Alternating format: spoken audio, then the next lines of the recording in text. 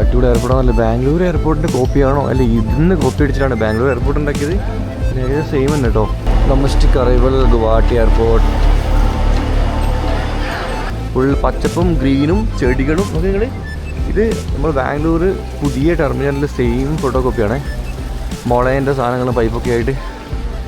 ഓ സെറ്റാണല്ലോ.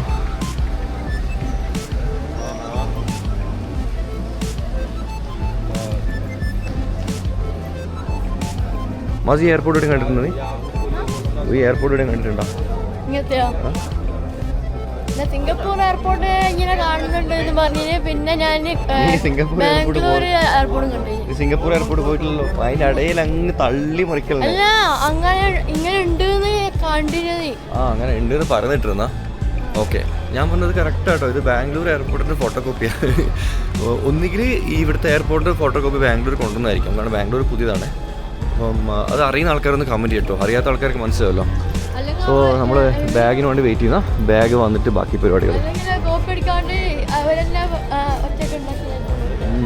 പക്ഷെ എന്തോ പാട്ടെ, സംഭവം അടിപൊളി കേട്ടോ.